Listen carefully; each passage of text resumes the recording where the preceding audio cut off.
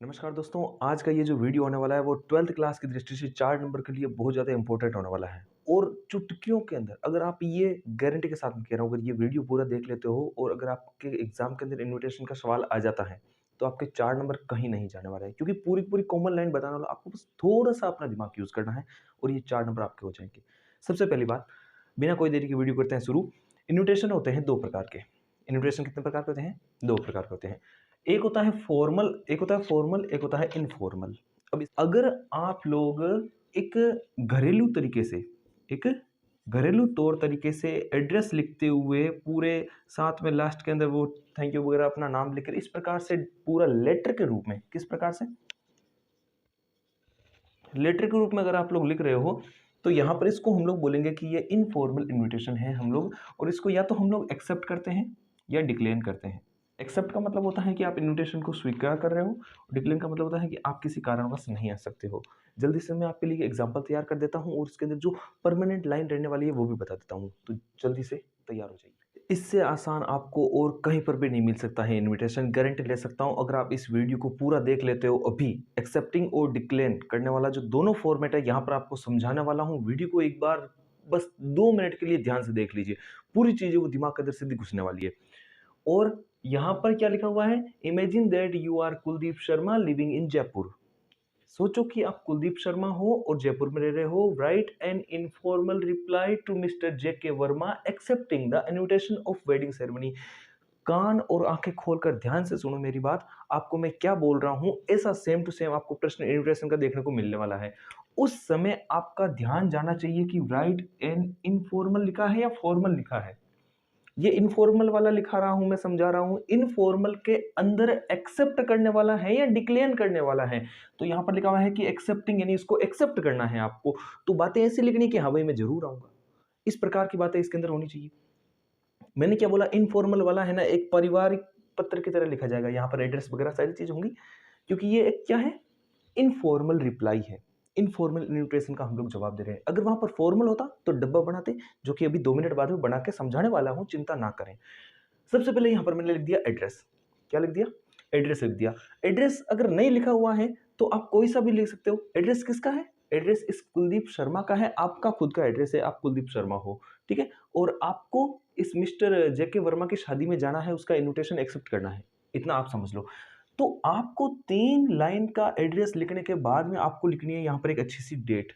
कोई सी भी हो सकती है, कोई इसके अंदर ऐसा दबाव नहीं है कि आप फिक्स एक डेट लिखो, कोई भी हो सकती है। मैंने लिख दिया 10 मार्च 2024। अब इसके बाद में आपको अगले को संबोधित करना है कोई भी नाम लिखकर।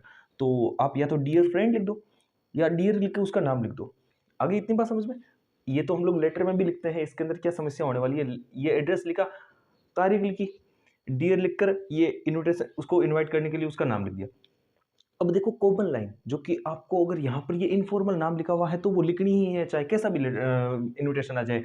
आई am feeling very happy and pleasantly surprised, ये लाइन तो लिख कर आनी ही है। I am feeling very happy and pleasantly surprise to receive the invitation of your, यहाँ तक, यहाँ आकर आपको रुकना है।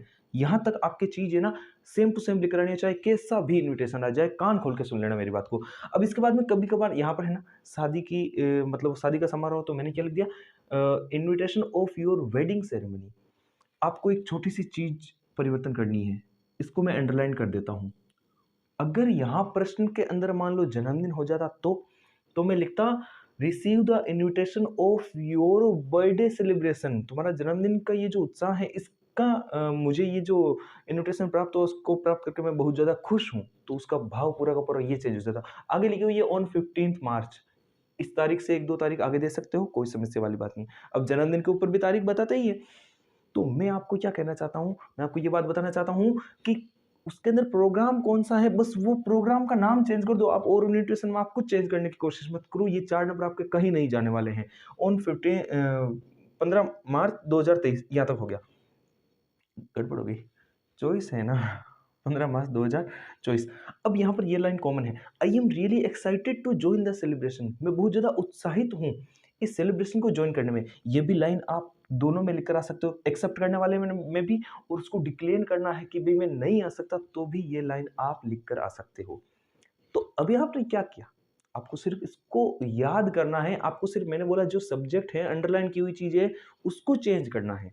जन्मदिन है तो वो लिख दो, और कोई दूसरा अदर फंक्शन है तो वो लिख दो। तो ये चीज यहां तक आपको समझ में आ गई होगी, आपको कॉमन लाइन यूज करनी है। अब यहां पर एक मैं अंडरलाइन कर रहा हूं थोड़ा समझाने के लिए आपको। ये जो अंडरलाइन की हुई चीज है, अगर आप एक्सेप्ट कर रहे हो जो कि यहां पर लिखा हुआ है, तब तो आप ये कॉमन लाइन लिख कर रहोगे एक्सेप्टिंग में। एक्सेप्टिंग में तो ये लाइन रहने वाली है, ठीक है। यहां पर योर्स लिख दो, फिर आप खुद का अपना नाम लिख दो, बस इन्विटेशन कंप्लीट। और ये 4 नंबर आपके हाथ में सीधे। इससे आसान अगर फॉर्मेट कहीं मिल जाए तो कमेंट करके मुझे उसका वीडियो का लिंक दे देना नीचे, कि भी आपसे भी आसान तरीके से समझाया गया है, यहाँ पर मुझे समझ में आया। और ये फॉर्मेट आपको मैंने सिर्फ इतना सा आपको याद करने के लिए बोला गया, और ये भी मैं बोल रहा हूँ कि सिर्फ इसको चेंज करना है अगर इन्विटेशन कोई दूसरा आ गया तो। कौन सा? इनफॉर्मल के अंदर एक्सेप्ट करने वाले में ये सेम टू सेम चीजें रहने वाली है, आपको बस ये नाम चेंज करना है। एक्सेप्टिंग वाला है तो ये लास्ट लाइन आपको लिख कर आनी है। अब अगर डिक्लेन वाला आ गया, जैसे मान लो इसी में समझ लो कि भाई कुलदीप शर्मा हो और यहां रह रहे हो, लेकिन आप डिक्लेन कर रहे हो, मतलब इस चीज का मतलब क्या हुआ? आप इस शादी को अटेंड नहीं कर सकते, आपके कोई काम हो गया, समझ रहे हो मेरी बात को?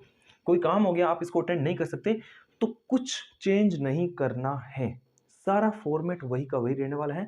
बस जो एक्सेप्टिंग वाली लाइन है, ये जो एक्सेप्टिंग वाली लाइन है, इसकी जगह लाइन लिखकर आ जानी है डिक्लेन वाली, जिसके अंदर आप लोग मना करने वाले हो। कहने का मेरा मतलब ये जो अंडरलाइन की हुई लाइन है ना, इसकी जगह जगह पर आपको ये लाइन लिख कर आनी है। अब इसका अर्थ क्या है, क्यों लिख कर आनी है डिक्लेन वाली ये लाइन? इसका अर्थ है बट अनफॉर्चुनेटली, लेकिन दुर्भाग्य से, due to some official work, किसी कार्यालय काम की वजह से, I will not be able to attend it, लेकिन मैं इस प्रोग्राम को मतलब अटेंड करने में समर्थ नहीं होने वाला हूँ, मैं इसको करने अटेंड करने में योग्य नहीं हूँ। ये लाइन लिख दी, इसका मतलब क्या निकला? इसका मतलब तो ये हो गया कि भाई इनविटेशन में एक्सेप्ट नहीं कर सकता, तो एक्सेप्ट नहीं कर सकता तो मैंने इनविटेशन को डिक्लेन कर दिया, मतलब उसको मैंने क्या कर दिया? रिजेक्ट कर दिया कि भाई मैं नहीं आ सकता हूँ। तो सेम चीज रहने वाली है, अगर आप एक्सेप्ट कर रहे हो तो ये लाइन लिख दो, डिक्लेन कर रहे हो तो ये लाइन लिख दो, सारा फॉर्मेट सेम रहने वाला है। जो आपका टॉपिक है वो यहाँ पर नाम लिख दिया करो, क्योंकि किसी ना किसी दिन तो वो फंक्शन रहने वाला है, चाहे जन्मदिन हो, चाहे शादी हो, चाहे एनिवर्सरी हो, कोई भी फंक्शन रखेगा तो कोई तारीख रहेगी, तो तारीख वगैरह आपको सेम रखनी, कुछ चेंज नहीं करना है। इससे आसान तरीका आपको कहीं नहीं मिलने वाला है। अब बस चुटकियों में एक एग्जांपल मैं यहाँ पर लिख देता हूँ आपके, ये जो फॉर्मल रिप्लाई होता है ये किस प्रकार से दिया जाता है, तो जल्दी से वीडियो के साथ में बने रहिए, स्किप मत कीजिए। अब आपके लिए मैं फॉर्मल इनविटेशन लेकर आ गया हूँ, जिसके अंदर रिप्लाई और डिक्लेन दोनों में एक ही साथ में समझाने वाला हूँ। क्वेश्चन मैंने चेंज नहीं किया है ताकि समझने में आसानी हो, वही शादी वाला है। अब आपको यहाँ पर ये समझना है कि हम लोग फॉर्मल जवाब दे रहे हैं, और फॉर्मल का मतलब आपको ये डब्बा बनाना पड़ेगा इस प्रकार से। अब इसके अंदर जितनी भी चीजें होंगी ना, वो आपके लिखी जाएगी थर्ड पर्सन के अंदर। थर्ड पर्सन का मतलब क्या होता है? I, we, you, I am feeling very, ये सारी चीजें अब नहीं लिखेंगे फॉर्मल के अंदर। प्रश्न को देख लो, imagine that you are Kuldeep Sharma living in Jaipur, same चीज है, राइट। मैंने सिर्फ इनको वहां से कट किया है, राइट एन, तो यहां पर ए आ जाएगा। Write a formal reply to mister J K Verma accepting the invitation of wedding ceremony. दो चीजें नोटिस करनी है, एक तो इन्विटेशन कौन सा वाला है, फॉर्मल है या इनफॉर्मल है। दूसरी चीज नोटिस करनी है, हमें एक्सेप्ट करना है या डिक्लेयर करना है। दो चीजें आपको ध्यान रखनी है। और तीसरी चीज, फंक्शन क्या है, कौन सा प्रोग्राम है। इन्विटेशन के अंदर मुख्य रूप से ये तीन ही चीजें हमें देखनी पड़ती है। तीनों चीजें समझते हुए फॉर्मल का सबसे पहले फॉर्मेट तैयार कर दिया। अब उसके अंदर क्या होता है, जो धन्यवाद जिसको देगा उन दोनों के नाम लिखे जाएंगे। भाई इसने एक्सेप्ट किया तो यही धन्यवाद देगा, तो मिस्टर कुलदीप शर्मा, जो कि आप हो, आपको समझना है, थैंक्स यानी धन्यवाद देते हैं। अगर यहाँ पर दो नाम हो गए तो वर्ब एक आ जाएगी, थैंक आ जाएगा, लेकिन यहाँ पर एक ही आदमी धन्यवाद दे रहा है, तो thanks mister J K Verma, इसको धन्यवाद दिया क्योंकि इसकी शादी है, इसने इसको इन्वाइट किया तो ये वापस धन्यवाद दे रहा है। फॉर देयर काइंड इन्विटेशन, उनके जो उनका जो दयालुता के साथ में प्रेम भरा जो उन्होंने इनवाइट किया, जो उन्होंने इनविटेशन भेजा, उसके लिए उन्होंने उनको धन्यवाद दिया। To attend the wedding ceremony on 15 March 2024 at 6 p.m. at their residence at 114 main road, Vijaynagar, Jaipur. यहां पर थोड़ी सी गड़बड़ हुई है, आप लोग ध्यान देंगे। 117 मेन रोड, मैं यहाँ पर कृष्णा नगर कर देता हूँ। अभी समझाता हूँ इसका कारण क्या है।